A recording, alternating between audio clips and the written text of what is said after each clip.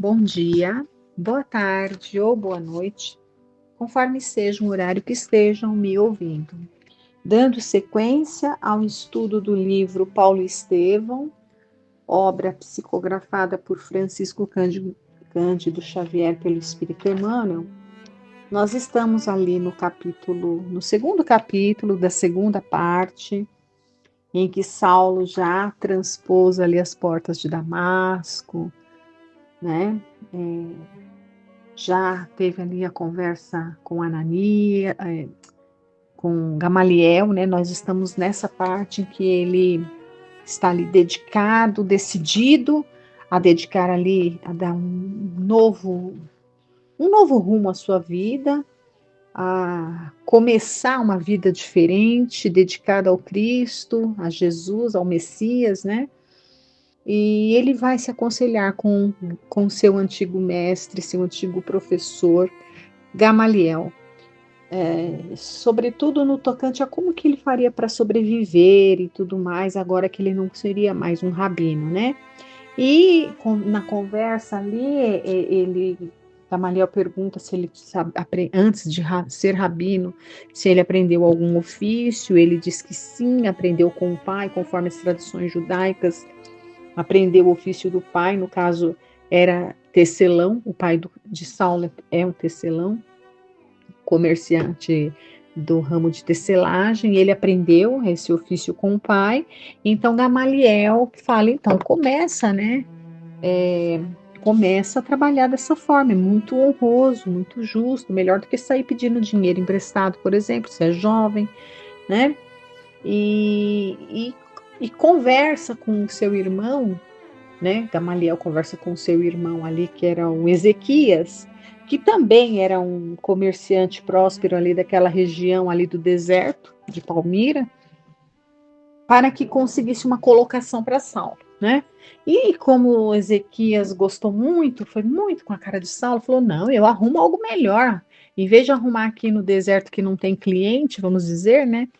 Aqui no interior, no meio do nada, num deserto, eu posso arrumar para ele na cidade, né? E ele fala: não, não, mas eu quero no deserto. E Ezequias fica meio cismado, preocupado, será que ele está fugindo, né? Não chega a pensar, mas Gamaliel, percebendo que o irmão acha estranho, como que alguém não vai querer uma coisa muito melhor que está sendo oferecida? Alguma coisa tem, né? Então Gamaliel se antecipa com relação ao que o irmão possa estar pensando, e caso ele esteja pensando que ele é um fugitivo, por exemplo, ele já fala: não, ele não tá fugindo de nada, eu conheço ele.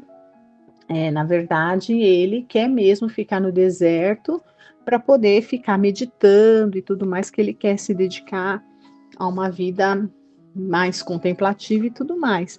E aí o Ezequiel entende, fala: ah, tá, tudo bem, né? E fala para ele: olha, então eu vou te alocar, né, ali junto com o pessoal que trabalha ali no deserto. É um casal, né, chamado Prisca e Áquila, né? E você vai ficar lá com eles, que eles são tecelões, né? E você vai trabalhar ali junto deles.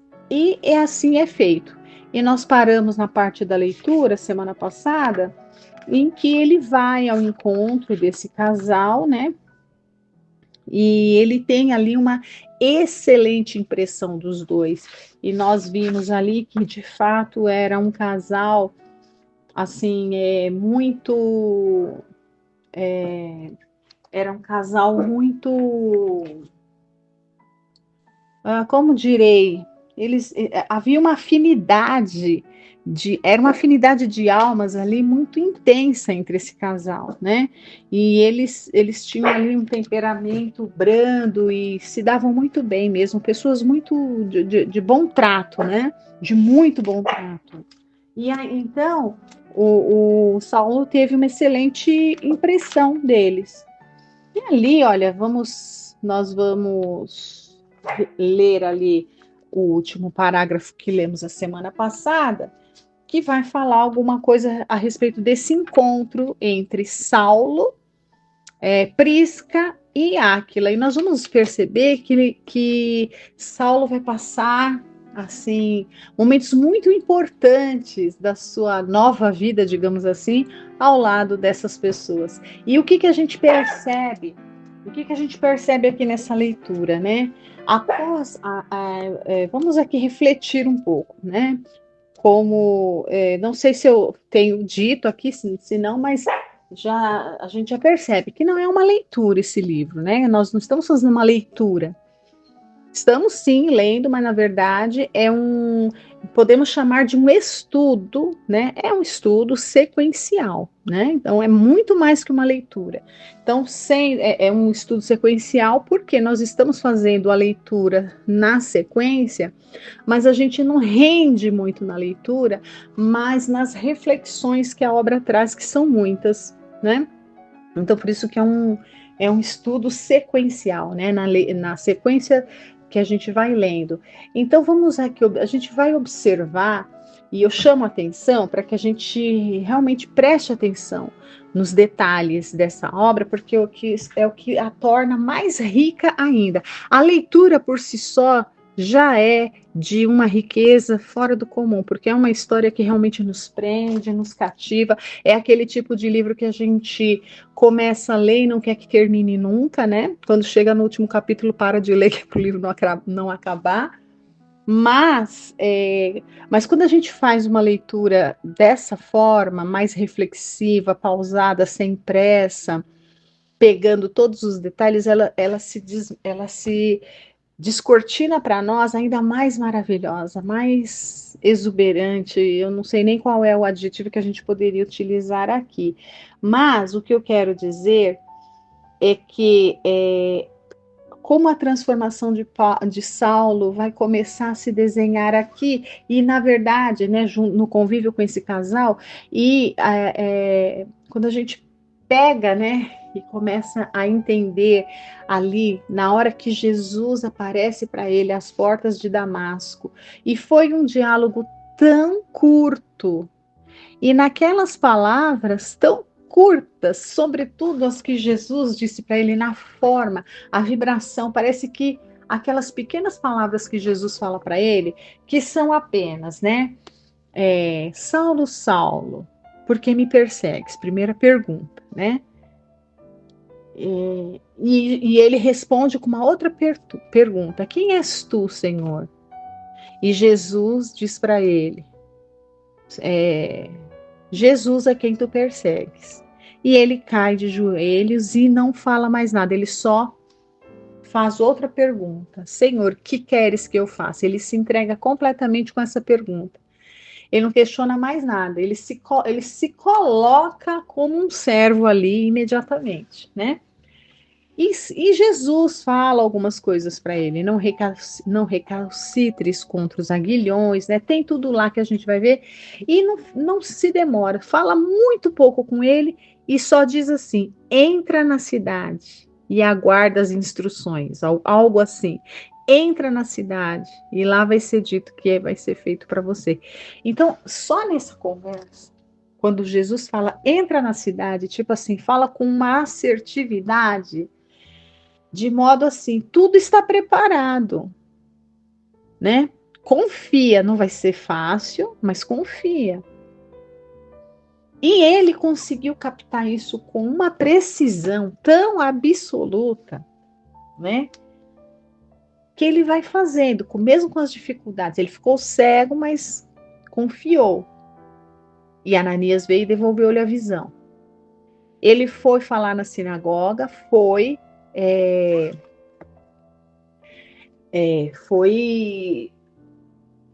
maltratado, né, foi muito, não foi aceito ali pelos seus.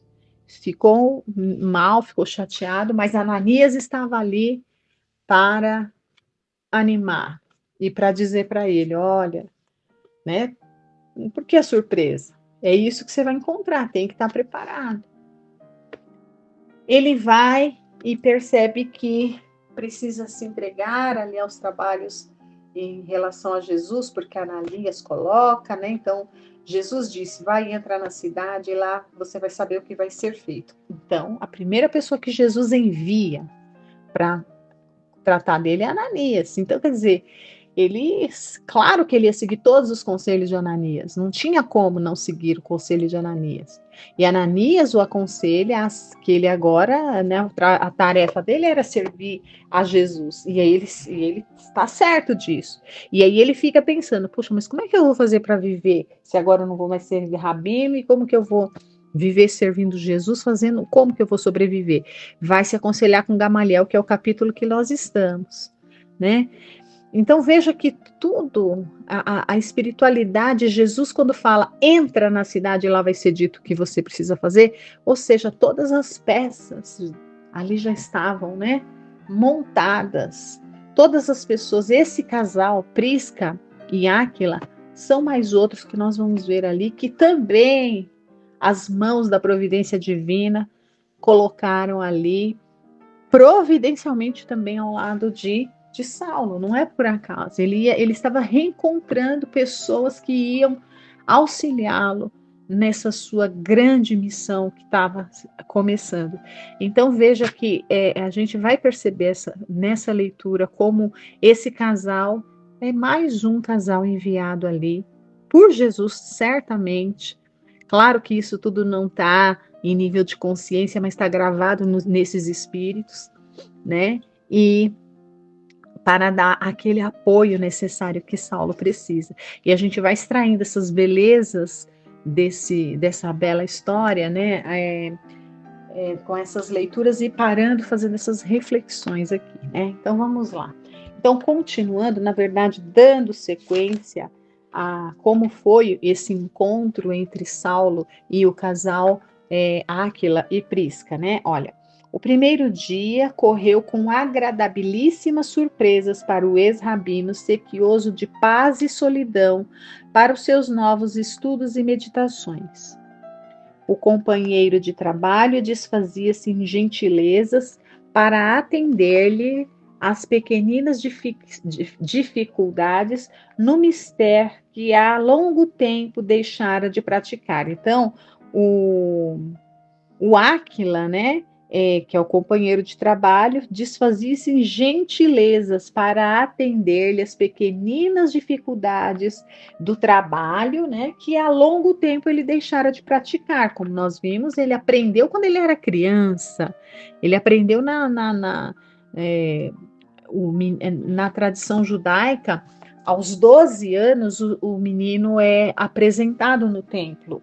Né? Então, aos 12 anos ele deixa de ser criança, não é um adulto, né? Um adulto, mas ele já está preparado para aprender a levar uma vida de adulto.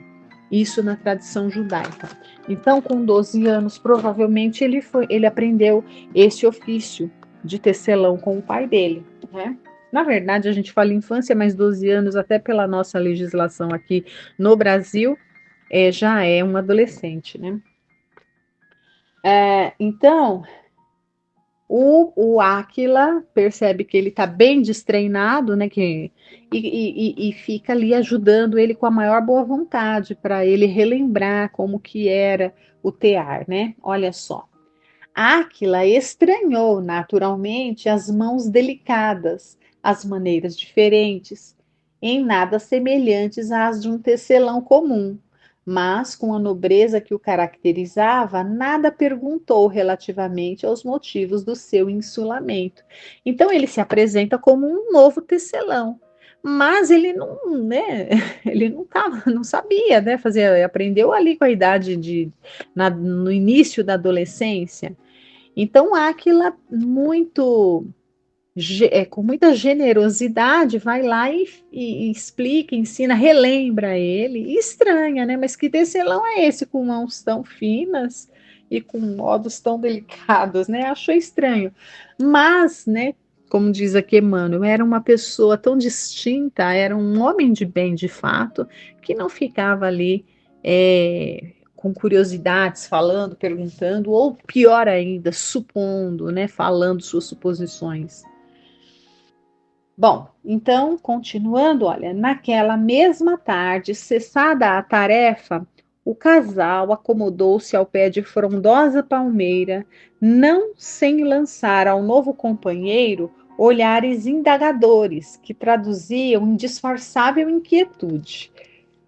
Silenciosos, desenrolaram os velhos pergaminhos e começaram a ler com muita atenção.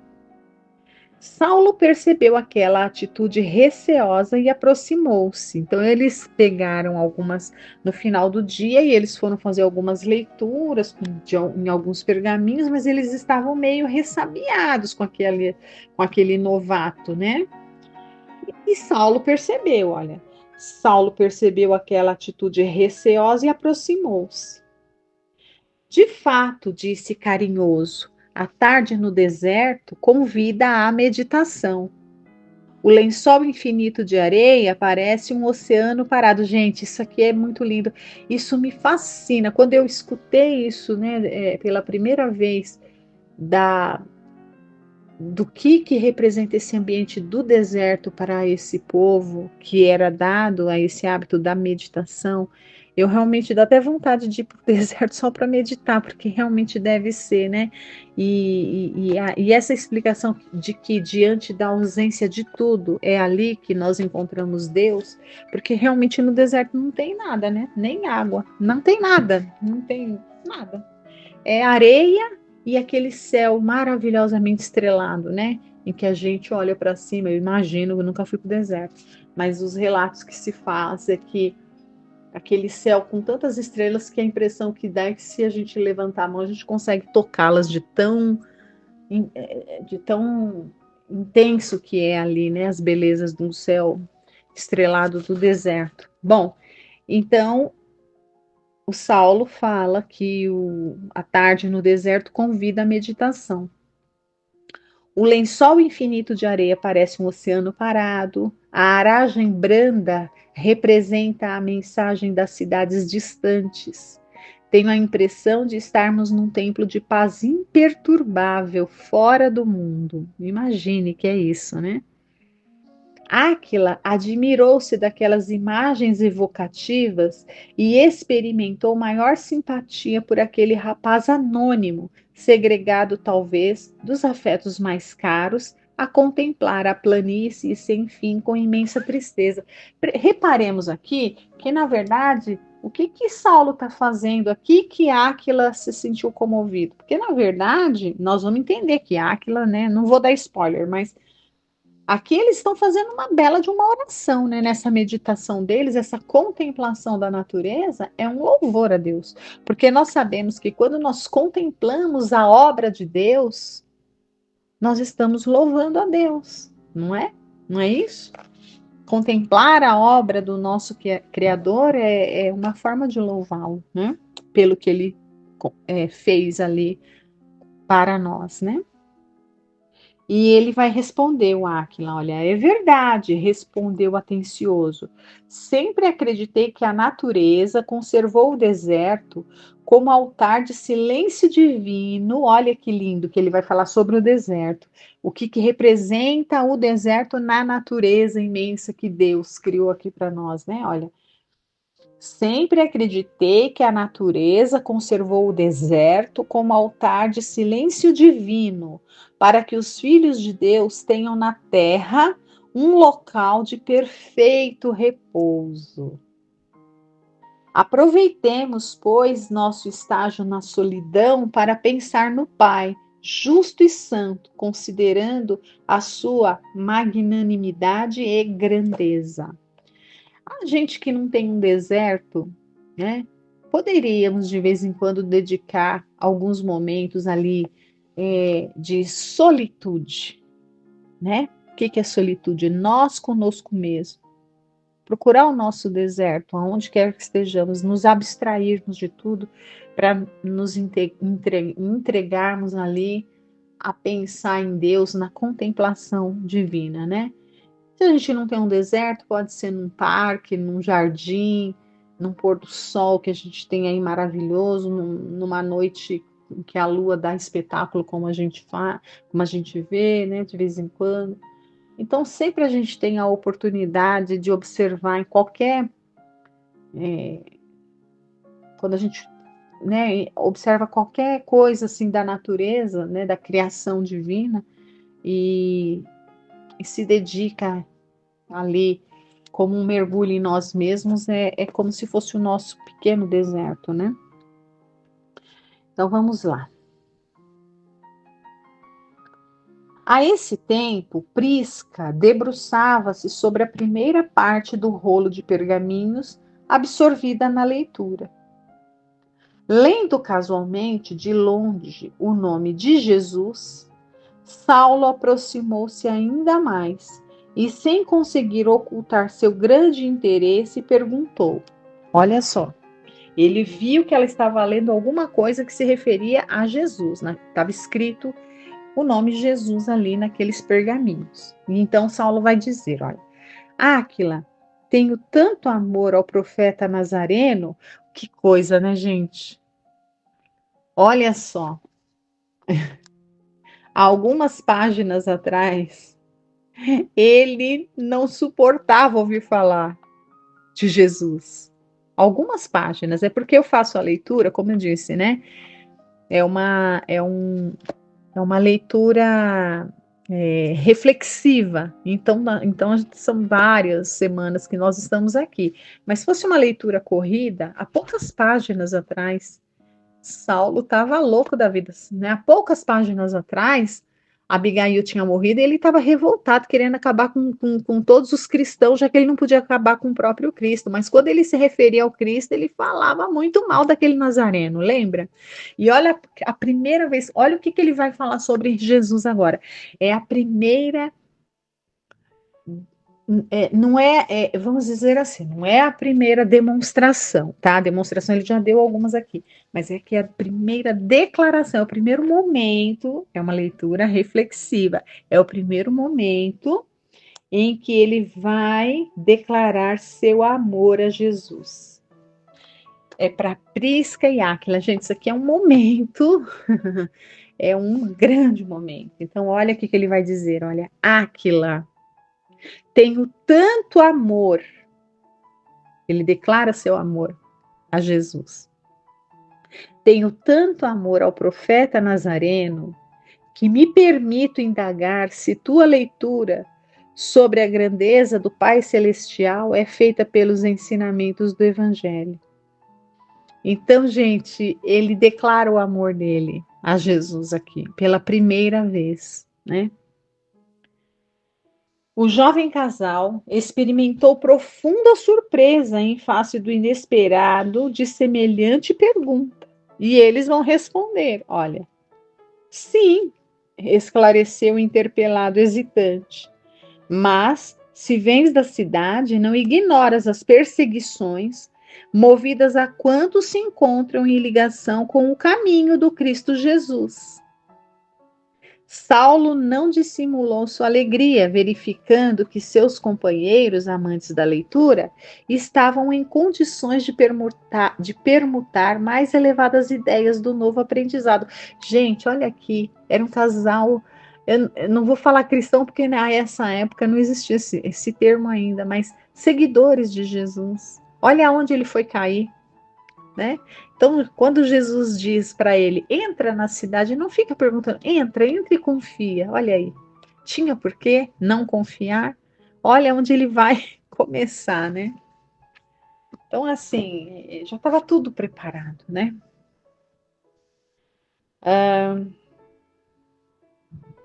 Animado pela confissão do outro, sentou-se nas pedras rústicas e, tomando os pergaminhos com interesse, perguntava: anotações de Levi, né? Levi é Mateus.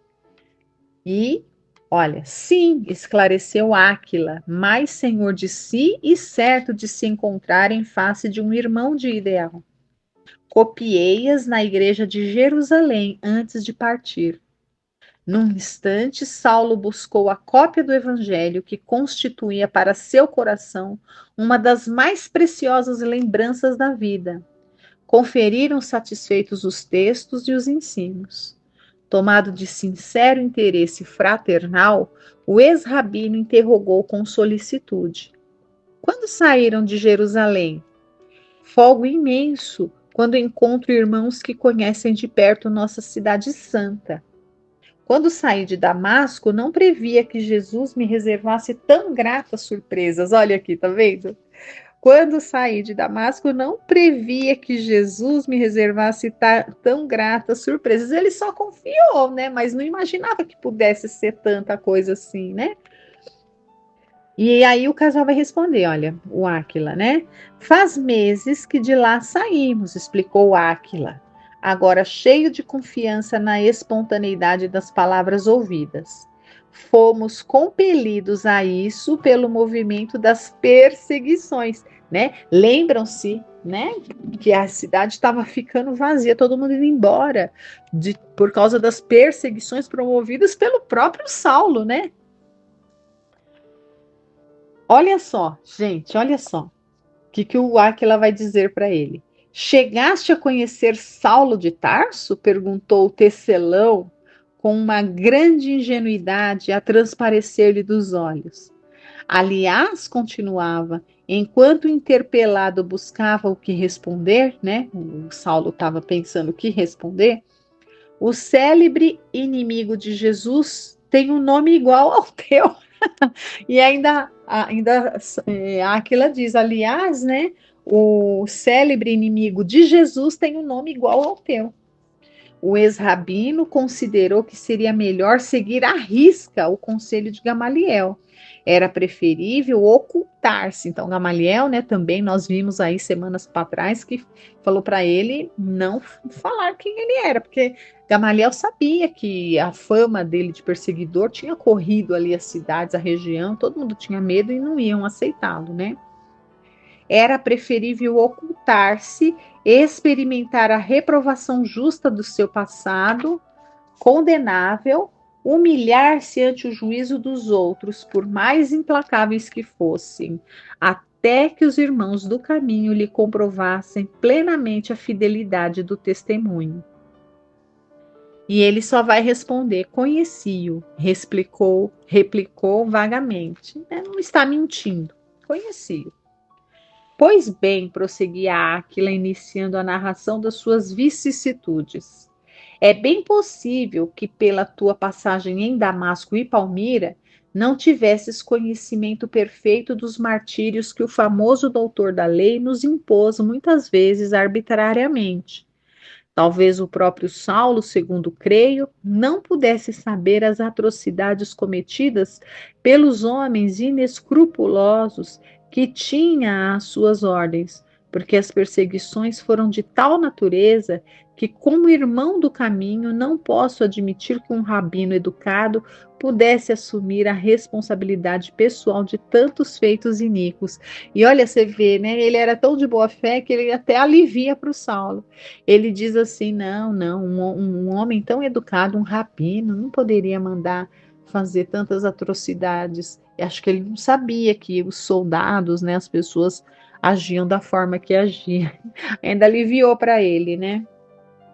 Enquanto o ex-doutor procurava em vão uma resposta adequada, Prisca entrava na conversa exclamando com simplicidade: é claro que o rabino de Tarso não podia conhecer todos os crimes cometidos em seu nome.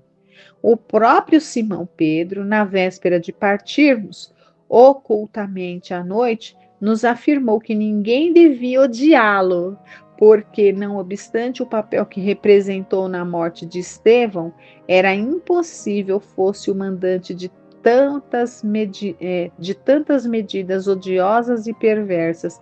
Então veja, né? E ele tem a consciência dele de que ele queria mandar matar até o Pedro também, né?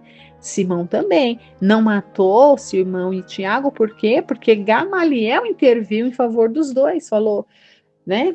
Lembra-se que teve até aquela negociação, um favor por outro favor. Então, Gamaliel pediu um favor para ele, e aí ele fala: tudo bem, mas aí você fica me devendo, né? Então, libertou Simão Pedro e Tiago, mas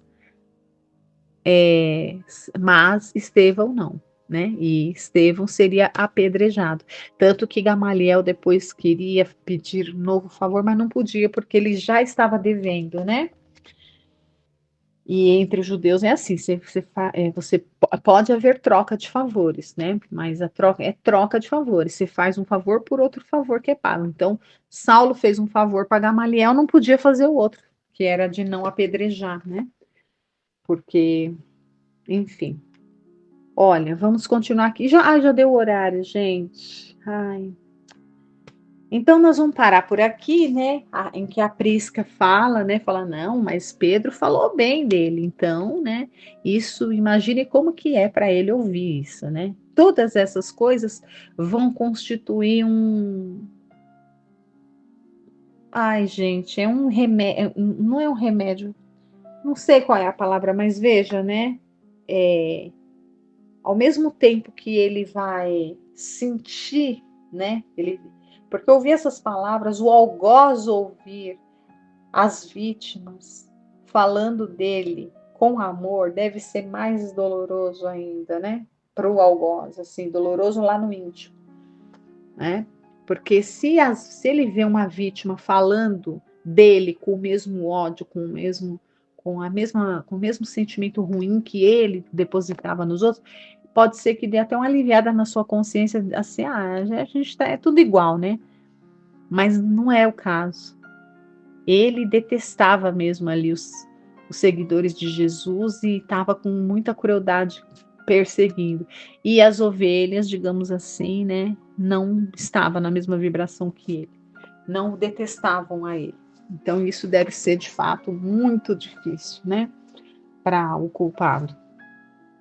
Mas enfim, gente, vamos então parar por aqui, né? Semana que vem nós continuaremos com essa leitura. Agradeço a todos por estarem aqui acompanhando. Fiquem com Deus. Uma excelente semana a todos.